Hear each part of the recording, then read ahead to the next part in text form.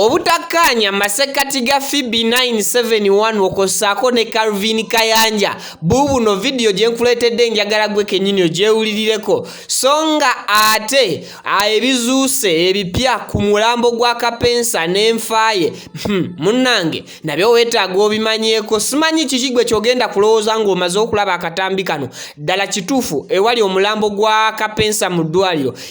ebivuddeyo bye bino bye ngenda okubeera nga nkwanirizaako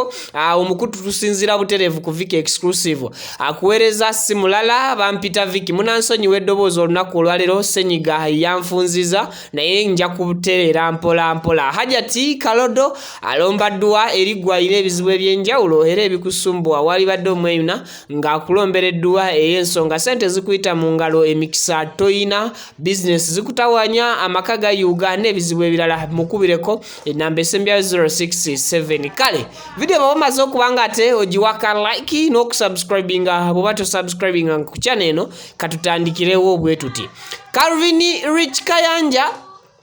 yavuddeyo n'akola video ku account ye nga agezaako okugamba nga Phoebe bwe yakoze ekyenjawulo kyatalabangako okusinziira ku Calvin Kayanja agamba Enyumba Phoebe gye yazimba yeetaaga okwetondera Bakadama baguza ettaka naye kino abantu mu comment section bavuddeyo nga bakyogerako olwawe era naawe oluvannyuma lw'okulaba video eno njagala mu comment section yawo obeeko kyoyogera obeeko kyoteesa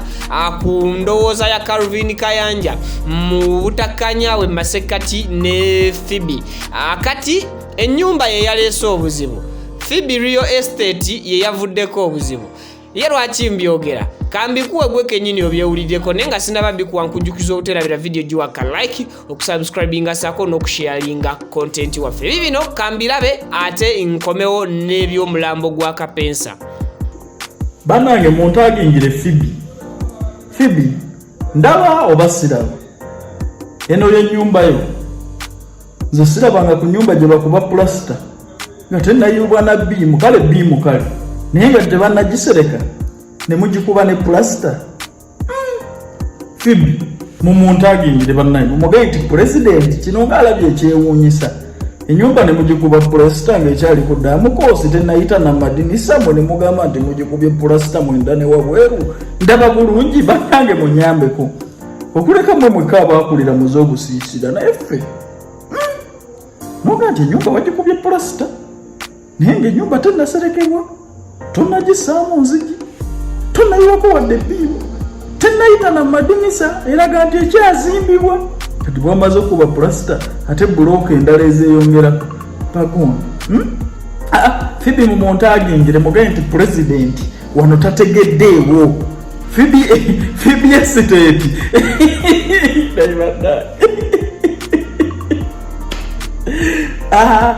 Phoebe olina okwetondera bankuba kyeyo mu serious note mwena abasula mu nzimbe mumbuulire gwe wali olabye yekuba plaster nga tennayita na madinisa ebizuuse ku mulambo gwa Kapeesa oba ku nfaaye weetaaga gwe kenyini obyewulireko lwa nsonga nti omu ku bakwano be eyagenze mu ddwaliro eryogerwako n'anoonyayo erinnya erya Lubega nga lye lino ery'omugenzi Kapeesa bamugambye nti mu records z'eddwaliro omulambo oba erinnya erya Lubega teririiyo so nga ate yagezezzaako ategeeze abantu ku social media wabula abantu ne bamugamba nti gwe weenoonyeza bibyo onoonya content naawe mu ngeriyo okusinziira ku muvubuka ono agamba nti Lubega oba Kapeesa mu ddwaliro yakakasiza nga omulambo gwe bwe guyinza okubeera nga teguliyo era bw'atyo n'asalawo abuuze abantu nti omulambo gwa Kapeesa oba oliawo guli mu bitundu ki wabula abantu nga bavaayo bagamba mu comment section nti nedda ssebo Kapeesa yafa si mulamu wabula omulambo oba teguliyo guliwa awo webisoberedde abantu nga beebuuza ddala kituufu omulambo gwe guli wajjukira okusinziira ku nnaku ezibadde zibulayo Kapeesa akomewo kati ndowooza baba basigadde ennaku nga 11 kozi zaali ennaku 14 ze weeks 2 process y'okubeera omulambo gwe gukomyezebwawo ebeere ng'ewedde so tulindemuko ennaku ezo ziggweyo omulambo gwa Kapeesa okubeera nga gugguka Entebbe ku airport oba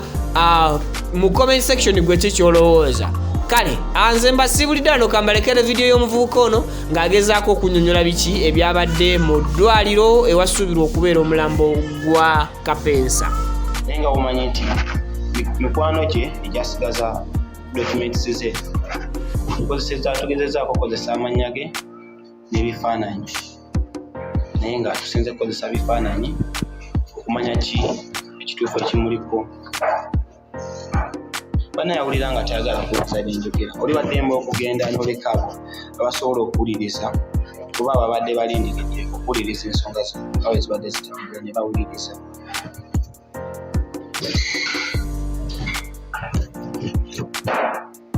Mami mikwano gyange badde mbategeeza nti olwali tutuuseeyo ne tubuuliriza ku buli kimukwatako naye go ng'amazima genyeza okubagamba. Kyobe Musa aka Kapeesa photographer mu ddwaliro lya King Fahad University Hospital taliyo era batufubye tukakasa nti bamulabanga nako.